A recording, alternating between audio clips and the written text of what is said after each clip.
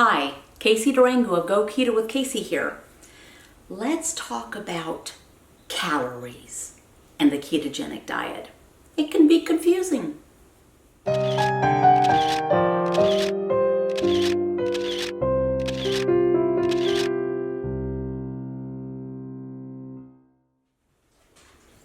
Hi, I'm Casey Durango of Go Keto with Casey, where I like to talk about how I've lost 97.4 pounds since starting the ketogenic protocol, how you might be able to lose weight, improve your health, and regain control of your life. Thanks for allowing me to be part of your day. Today we're going to talk about calories. Here's the ketogenic protocol. Keep your carbs 20 grams or fewer a day, total, not net. Eat fatty sources of protein. Don't eat if you're not hungry, and stop when you're satiated. That's it. Do you hear what was not listed there? Calories. Lots of things were not listed. Grams of protein, grams of fat, ounces of water, grams of fiber, time of day eating, lots of things not mentioned. Keep your carbs 20 grams or fewer a day, total not net. If it's not on page 4, link below, don't eat it. But you don't really even need a food list. Just eat fatty sources of protein, which means eat the fat that comes with the meat and the fish and the poultry and the eggs. Some non-starchy vegetables if you wish, but they're not required. And full-fat dairy, limited portions. It's really very basic. So you might be asking yourself, lose weight without counting calories. Don't we have to have a prescribed calorie deficit in order to lose weight? That harkens back to the move more, burn more calories, eat less, consume fewer calories. So why would you not count calories following the ketogenic protocol? Here's the thing. We don't count calories, but ultimately calories count. Clever, eh? I didn't make that up.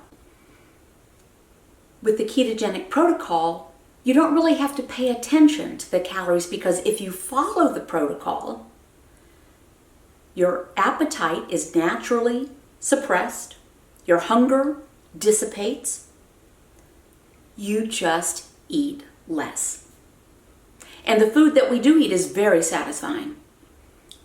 Fantastic, poultry with the skin. Everyone knows the skin is the best part. Steaks with the fat, chuck roast, ground beef, eggs with the yolk, bacon with the fat, pork chops with the fat. You get the idea. Because when you are following it, now if you're going to say, well, I'm going to eat these keto approved foods and I'm going to stuff my gob with them until I pass out, that's not following the protocol.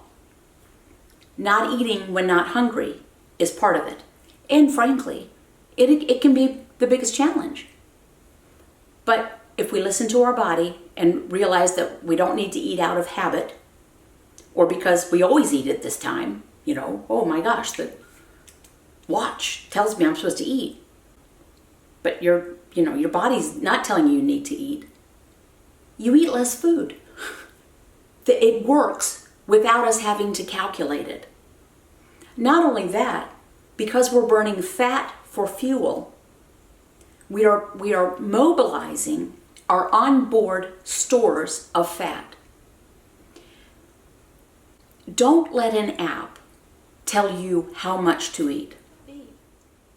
How could we lose weight without counting calories?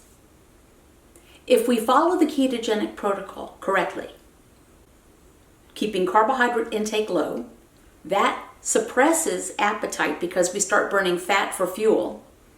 And if we don't eat when we're not hungry, guess what we're automatically doing? Consuming fewer calories. Although the food can be quite rich and really is satisfying.